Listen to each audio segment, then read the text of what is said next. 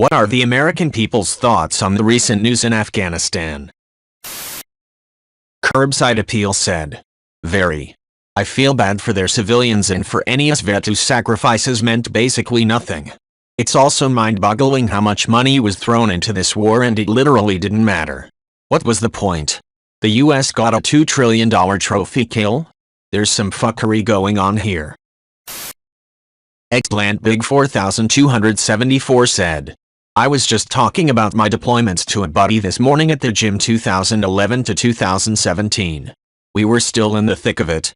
I remember getting a briefing in 2017 pretty much saying this is a lost cause, and we aren't really winning. They are just biding their time. Total fucking joke. All the lives lost, on both sides. What a travesty. I'm so anti-war at this point. Fuck these politicians." The Good Judge Holden said, "I was there 2010-11, 101st Airborne. We lost more guys that year than the 101st lost in any deployment since Vietnam. We got chopped up. I've been struggling with this all weekend, torn between watching the news and not wanting to see it all go down the shitter. I'm angry, but I don't know who to be angry at. This is fucking me up more than I thought it would." Deo Mushin said, "They also use their entire country as one huge death trap of hidden explosives. Imagine everywhere you go is an endless minefield. They didn't even have to fight, they just wired up every inch of the place with IEDs and moved on. They didn't even do it themselves half the time, they paid children to do it for them. I remember seeing one that was an inverted copper plate in a half-buried bucket full of homemade explosives. Essentially the explosion liquefies the copper into a missile of molten metal that cuts through armored Vicks like butter and burns everyone alive inside. Truly horrific." Bright Star said, "As an American who hates war, I never ever will hate the men and women who went there. My younger brother is retired Air Force and he hates war. You focus on the people you went there with, the ones you loved, the ones you lost there, the ones that came back, the ones you lost here. You fight hard to live a beautiful life for them, live a beautiful life you deserve. Keep telling us how we can help you because the fucking government doesn't keep up their end of the deal. Spend this weekend in tears, spend this weekend screaming, but don't give a shit about what did it all mean. For you, it meant you stood beside the best people and fought hard for them. That's what it meant." Angry Red Gummy Bear said, "Also did 2 tours there, with your slightly dumber crayon-eating service brothers 2010-11, Musa Kala, and 2012, Kajaki. It sucks to see Afghanistan finally fall, but the Taliban took back where I deployed in about 2016 I think. What I took away was this. We fought to show them there was another way to live, and they lived it for a time. It would be nice if they had chosen to return to Afghanistan of the 1950s. They did not decide what we offered was worth fighting to keep. But they did have a choice." Raw Dog Rowdy Pants said, "This isn't a boots problem, it's a suits problem. We are all angry. Faceless deaths that didn't get the recognition they deserved. It doesn't matter who's in office, this has been fucked for 20 years, since I was in elementary school. The deaths aren't for nothing. The time over there wasn't for nothing. Bottom line, we tried. You tried. We failed. Afghanistan has shown that they don't want to change, they want us to change it for them. They didn't fight when the US left, they didn't use any of the tools we left them, they fled. They abandoned their countrymen and their homes. It's sickening and I'm angry. It's not your fault and it's not your failure to bear." Fish Penis said, "Our government supported the Taliban in the 1980s because we wanted to stop the spread of communism. Turns out the Taliban wasn't the puppet government we wanted, and so when 9/11 happened, even when the Taliban had nothing to do with it, we decided to invade Afghanistan, so we could destroy Al-Qaeda, free the Afghan people, and install a thriving democracy. As soon as we killed Osama bin Laden and destroyed Al-Qaeda, we should have gotten out of Afghanistan. Democracy isn't set up from top down, democracy is established from the bottom up. It was foolish for us to try to establish democracy for the Afghan people. The Afghan people have to figure out for themselves in what direction they want their country to go in. We fucked everything up in the Middle East, especially Afghanistan, and I'm happy that we're out of there so that we're not making shit even worse and causing further destabilization. Yes, the withdrawal was clumsy AF, and yes, it's a disaster what's happening right now. But I think Biden made the right decision to end this stupid 20-year war. No more American lives being lost, no more Afghan civilians dying because of our drone strikes and air strikes, and no more trillions of dollars being wasted. Bezos said, "It looks terrifying. The desperation from people trying to get to the airport and board planes says as much. And what can our country do about it? Should we continue to prop up the government in an effort to prevent some terrorist foothold and protect Afghani citizens? At this point it would turn the city into an active war zone. Are there even enough people in Afghanistan who want that? Do we evacuate and leave the country entirely? America spent 20 years there. We spent trillions of dollars. We spent thousands of lives. And it seems that the country is rapidly returning to the same place as it was at the turn of the millennia." Crin71 said, "This is my feeling on it also. The only surprising thing about this is that so many people apparently still hoped it wouldn't turn out like this. This war was a shit show from the start. It wasn't justified, it started under false pretenses and was never intended to help anybody except the people profiting off of it. I'm glad we're out of it, despite it being a terrible end. But it always was going to end terribly, so the sooner it happened the better. It's a shame that we are 20 years late in doing it, but better now than never. If Afghanis want a better life for themselves, they need to forge it for themselves. America was never and will never be able to give it to them." Magic Mechanic 103 said, "I spent all of 2012 in Afghanistan with the army. Even back then everyone's attitude seemed to be that the Kabul government was going to be toast once we left. It's one of those things where it sucks hardcore to be watching it right now, and I genuinely feel terrible for a lot of the locals I knew at the time, but I don't think there is any scenario where it ends differently. This would have played out whether we left in 2002 or 2055. Everything else being the same, might as well stop wasting blood and treasure on it."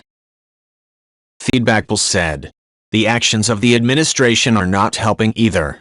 I voted for Biden, but the way his people have handled the public messaging here is atrocious. Biden himself stood in front of a podium last month and confidently declared that the likelihood there's going to be the Taliban overrunning everything and owning the whole country is highly unlikely. VP Kamala Harris has not said a word. Her last tweet is August 15th on the official VP account. Please protect yourself and your loved ones. Get vaccinated. Really? Nothing about Afghanistan? No statement, nothing? So weird that when it's easy political points like talking about BLM or vaccines she charges forward with multiple tweets and public messages daily, but goes completely mum when a difficult subject comes up. The press secretary Jen Psaki is apparently on vacation right now. Her email auto-responds to, I will be out of the office from August 15th to August 22nd. Buffalo Nixon said, I have a lot of feelings about it all, but my strongest feelings concern empathy for the women and girls. I have read several articles written by Afghan women today and I've outright cried at least 4 times, 5 as of now. I'm a 39-year-old woman, college-educated, no debt, single and self-sufficient. I have had every advantage available to a modern woman. I have 4 nieces that I love dearly, and so much of my joy is watching them learn and grow. They flourish in school, they love to explore nature. I have been thinking all day about how much luck has played a part in our lives. We are so lucky to simply be able to feel the sun on our skin without fear. So much energy in this world is wasted. Wasted time being angry, seeking to control, seeking power in various forms. I wish I could share half of my luck with one Afghan woman right now. So many women's dreams outright stolen from them. I can't imagine. I wonder how I would find the strength to carry on. I don't deserve all of the good things that have happened to me, and these women do not deserve any of these bad, terrible things. I feel helpless, as I know they feel helpless, but I'm still holding all my cards. The sadness with which I'm weighted includes a swelling of gratitude upon self-reflection. Complaining on these people's behalf is not the best use of my energy. I would very much love to provide actionable solutions, perhaps to sponsor one of these women if they can procure a US visa and offer help to finish college or a trade of her choice. I can't fix this in any big way, but I can definitely do one thing. I can very much play a tiny part, and helping in a real and meaningful way is all I can think about. It's not time to simply be angry. For those of us who can, it's time to share our luck. Feedbackable said, it's not just the government.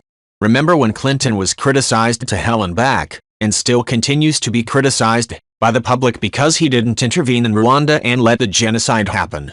Remember when Trump was absolutely excoriated for even suggesting that the US withdraw troops from military bases across different countries and scale back our commitment to NATO? Remember how Reddit has been howling and yelling about how we need to do something and invade China because they are violating our rights? It's an American people thing, not an American government thing. For some reason the public is absolutely convinced that any time there's a problem in the world it's our job to go running off and stop it.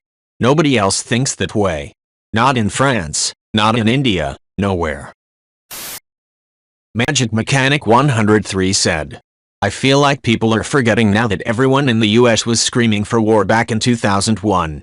I keep seeing that the point of the war was to make the military-industrial complex rich, and don't get me wrong, there were tons of war profiteers who took advantage of the situation, but this is one case where the people really were giving the government a mandate. I wish we had done it differently back then, but no one right after 9/11 was interested in restraint. The Red Witch said, I want to do something to help but I can't because I'm thousands of miles away and this is war. People fled the airport with no suitcases. They were fleeing the country with nothing but the clothes on their backs. Some aren't going to make it out. And I'm sitting here typing this from the comfort of my desk at my cushy white-collar job. It makes me feel sick that the world is so fucking unfair. But what can any of us do right now? I also saw 9/11 happen from the windows of my 5th grade classroom and with friends who lost parents that day. I'd be lying if I said I wasn't concerned again. Black Sheep O'Peep said, I'm in this boat but open to learning. It's like damned if you do and damned if you don't. When we were there, people cried out about giving them autonomy and inserting ourselves into something we shouldn't have. Now that we are leaving, it's that we are abandoning them and letting Taliban take control. Afghanistan is not the beginning nor the end. It has been an unstable region for decades. We have to figure out at what point do we try to mitigate the damage and not allow increasingly dangerous people weapons threaten the world as a whole. Obviously it is very sad and I feel horrible for the people that are caught in the exchange. Nobody should have to live in fear every second of every day and not have the freedom to live their own life. Mastercraft Zero said, as a guy I think the US Army should have trained a few women soldiers. I mean, I am pretty sure half the guys in the Afghan army would have liked to join Taliban but didn't do so due to US threat. Now they are changing sides. The Taliban already sent out on orders to make a list of all women about age 15-45 to be married off to their fighters. I think if those women were trained they might have wanted to die fighting rather than this. I sincerely hope that all the people who want to be free are one day able to live their dreams. But of course, nothing can be done in a nation where people themselves don't want to fight. Most men there will happily join the Taliban. They get in complaining, submissive wife, good food and whatever Allah brainwash they are given. I really hope the real Allah send all of them to hell. Case Mira said, I feel so bad for all of the innocents, the women and children, the men who really want to live a good life and be good to others. I think you have a strong point about half the guys in the Afghan army were only playing nice because the US was keeping them in line. The country never really changed, the people never really changed, the good stayed good and the bad stayed bad, they just learned to behave in front of their new boss. I believe for the most part, it takes generations to change a culture and make it stick, and 20 years is only enough for kids to be born and get old enough to work, not to start calling the shots and making policies. The jackasses who lost power are still around trying to get it back and drilling it into their own children's heads that they deserve more than they actually do. And now the good people are trapped in a box with the bad people and losing everything they've built for decades. Wooden Self said, it's sad but inevitable. We've been told for nearly a decade that Afghanistan was a lost cause, and that they would never be able to function without us support.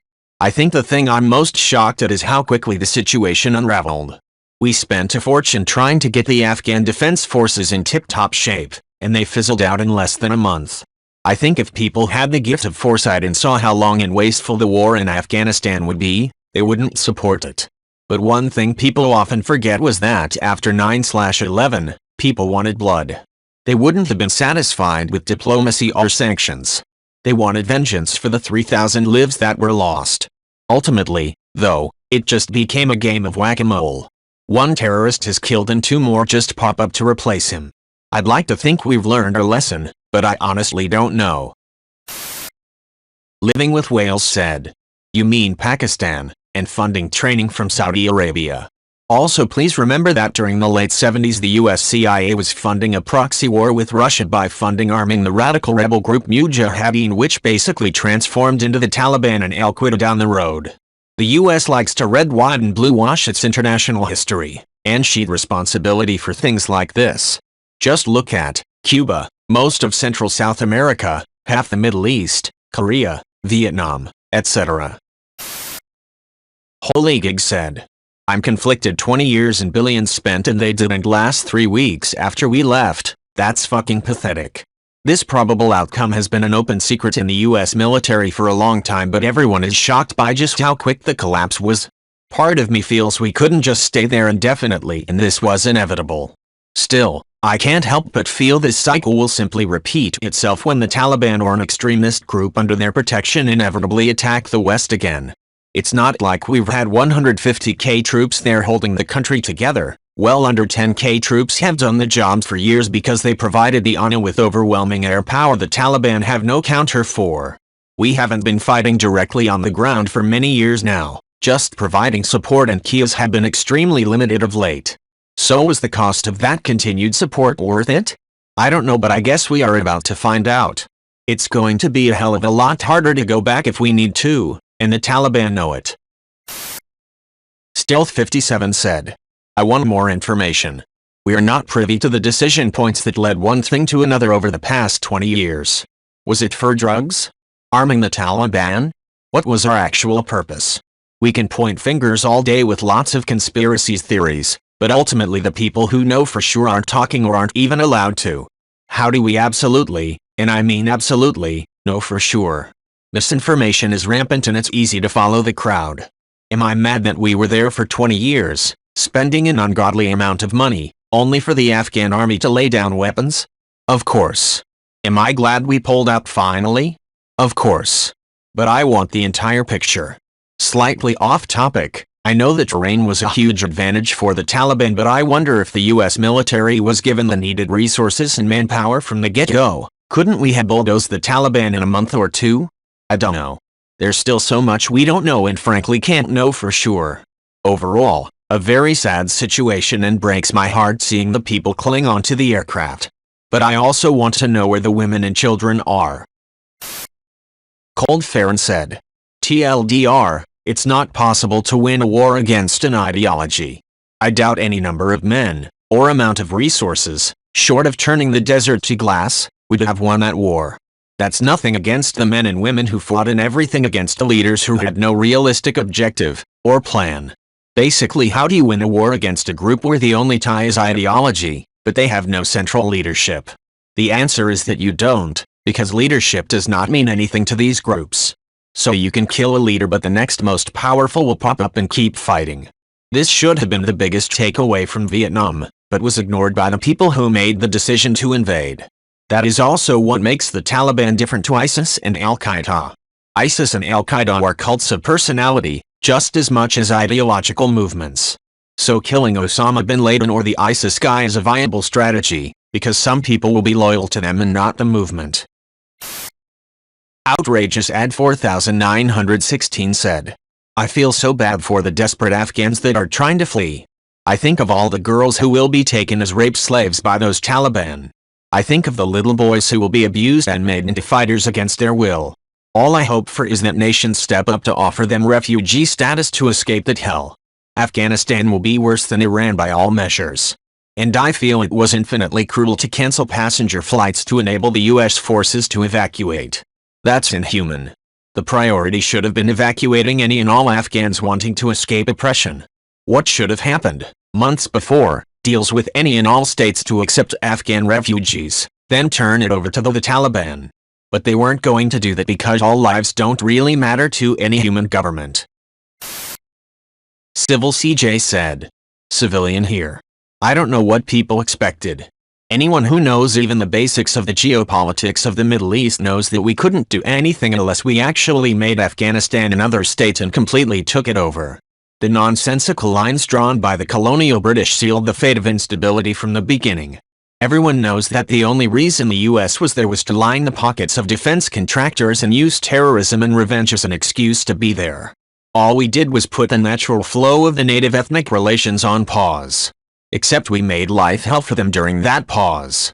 It's not the soldiers' fault that they were sent there. It's not their fault that they're being taken out and leaving people at the hands of the Taliban. It was the fault of the same people that have been creating instability of South American countries so that they can be used for their land's resources at will.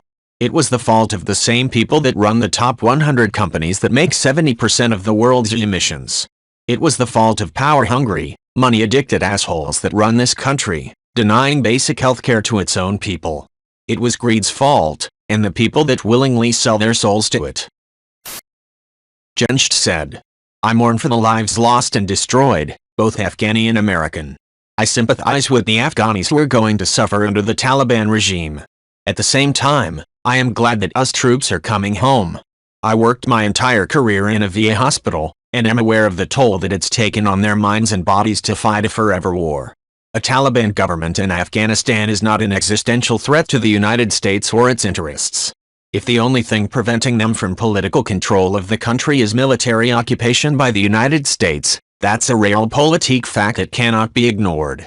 If the Afghan military is unwilling or unable to resist the Taliban, that's a goddamn shame.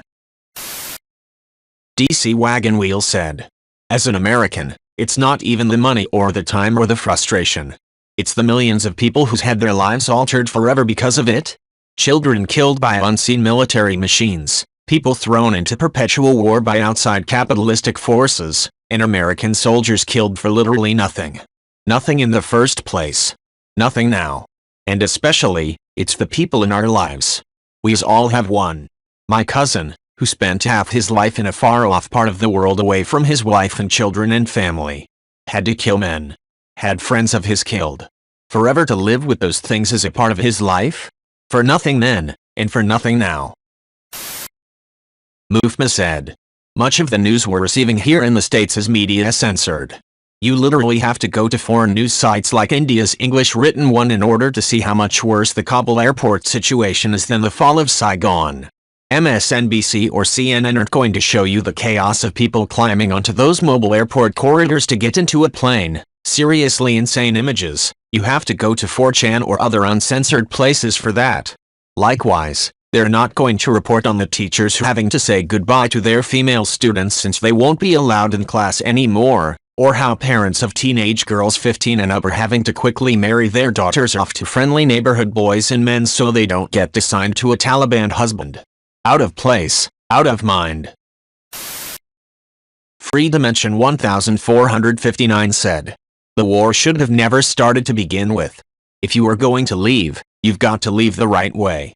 No diplomatic agreement of any sort was reached with the Taliban, even if it wasn't favorable to our world vision, just something that at least prevents unnecessary bloodshed of Afghans at minimum, grants some women's rights at best, no guarantees or timely visa processing for interpreters who helped save our military and are now being executed, etc. The only good thing is that we are leaving and ending a needless war, but we are not leaving the right way at all. No cats in hell said. Pretty awful outcome. The only ones who have won here are the folks making money off of selling copious amounts of weapons to countries for endless civil wars stoked by the folks who are getting kickbacks by the weapons dealers.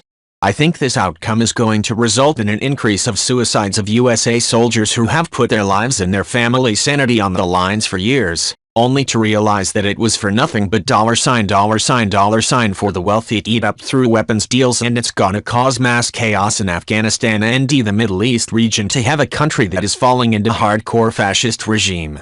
I was reading the Trump peace treaty with the Taliban and that was pretty crazy. Just don't allow Al-Qaeda in and we'll let you take power basically. Which is pretty wild. And Biden just going along with that and China being like, yeah, at this point the Taliban is so pervasive that we just need to let them take over and burn themselves out and then we can try to sort through this. Just sad. 49 Dynamons said, as an OEF veteran, I'm bitter that I essentially wasted nearly a year of my life for no reason, that my friends bled for no reason, that myself and so many others have invisible scars for no reason. I'm worried sick for the kids I met there who were no older than my own kids are now, and hope against logic that they're fine and that they got out and got to safety long ago, especially the little girl. I'm frustrated that I can't do anything to help anyone there. I'm anxious that this only means my sons will end up in another pointless war over there in 10-15 years in retaliation for some other upcoming terrorist attack. Canadian Redditor 16 said, "Not an American, but the problem is not Biden's fault or Trump's, it's Daoud Khan and Bush's administration's fault. Before the coup of '73, the monarchy kept the peace with no tribal fights, no terrorists.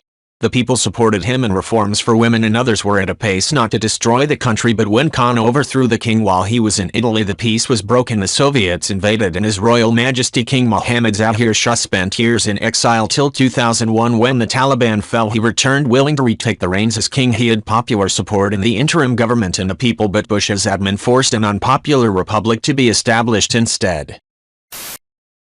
Winston said, "As the child of immigrants from Vietnam, I can relate pretty well. I don't know much about the Kabul situation yet, trying to read from multiple sources, but with the resources of the ANA we're given, I feel like the defense should have held up longer. I read that some commandos fought to the last man with no bullets, however the majority of the ANA didn't seem to put up a fight at all. I would love the perspective from a local on this.